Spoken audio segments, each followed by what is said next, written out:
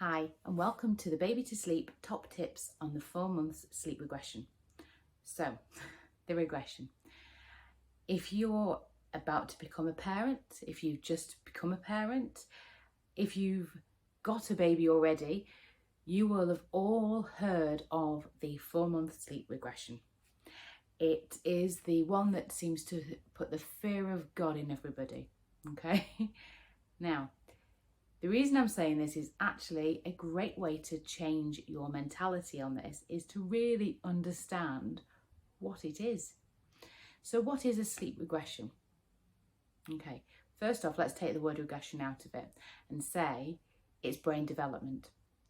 As soon as you take away the negative, you naturally start to feel much more confident, much more able, and much more able to understand the situation, okay? And you feel like actually there is light at the end of the tunnel and you're going to come out the other side.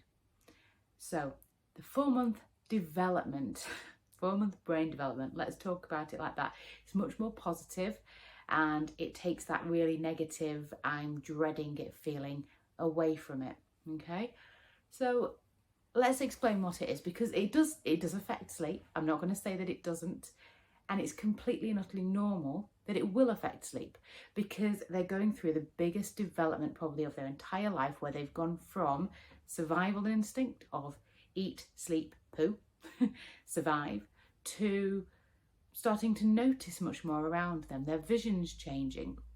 They're smiling, they're becoming much more alert, they may start to roll, and everything is starting to change around them, and they're much more with it, and you can engage with them so much more, okay?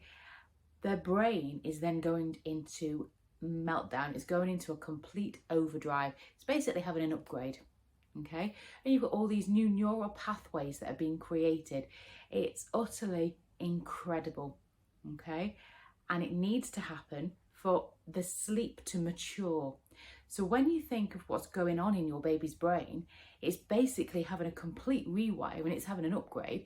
It's only natural that something somewhere has got to take a back foot, and that usually is sleep, okay? But it's not forever, I promise.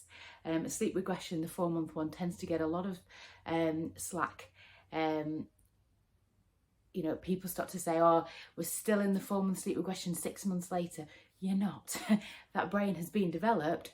What's possibly happened is during that development, you may have implemented some learnt behaviours as such that have continued from this point onwards.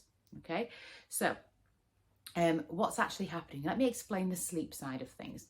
So the first 6 months of a baby's sleep, it starts off very much of the very deep sleep. So the stages 3 and 4, non-REM sleep, and your REM sleep, okay? So they literally just drop into deep sleep, into REM sleep, and that's pretty much it. About 12 weeks, they start to produce their own melatonin, and then around the 4 month mark, everything else starts to completely change in their brains. And then what we're looking at here is sleep cycles starting to form. So what's happening is they've got to start working at things a little bit harder, because we've actually got 2 new stages of non-REM sleep that have kicked in, which is your stages 1 and 2, which is your lighter stage of sleep. And it's about how your baby is falling asleep. So it's that transitioning, going from being awake to getting to sleep. So they've got to work at it that bit more. And that can be when it becomes harder. Babies may seem like they're resisting their naps.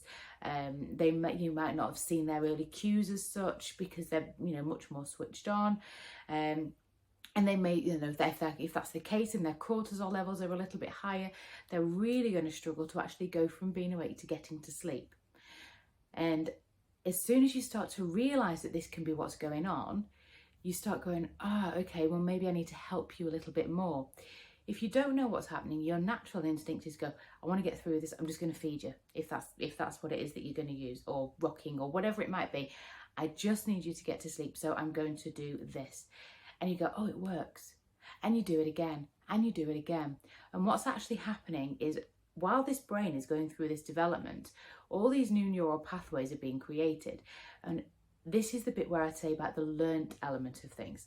So what's happening is you're creating a big neural trigger, which is your sleep association as such. So X happens and sleep is the result.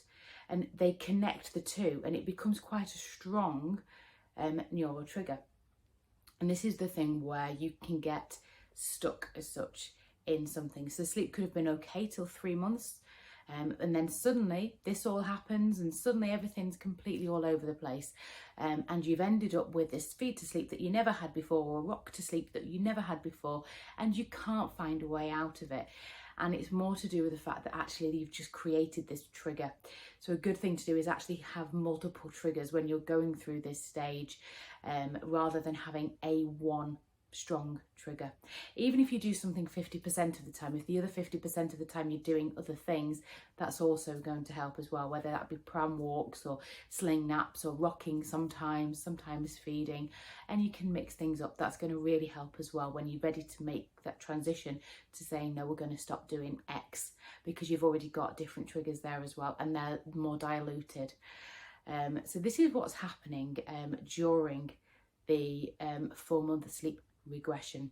Okay, they're going through a huge development, and if you can take that on board, if you can understand that this is what it's about, if you can keep on top of that sleep, and I can't stress enough, sleep breeds sleep. Make sure you don't hit the thing where you look on the internet and it all tells you to keep them awake for 2 hours between sleeps. They're the families that normally come to me with a really overtired baby. Learn your baby's cues, their early tired signs, learn about them, follow them, and you'll find that actually, you know, you're going to be in for a much better road if you can get your baby down when they're tired rather than when they're overtired. The 4-month sleep regression, or as I like to call it, the brain development, it happens multiple times. You've got all your different regressions or developments to come. They do end. It's what you do during these developments while the brain is having its upgrade that make the difference going forward. I hope that helps.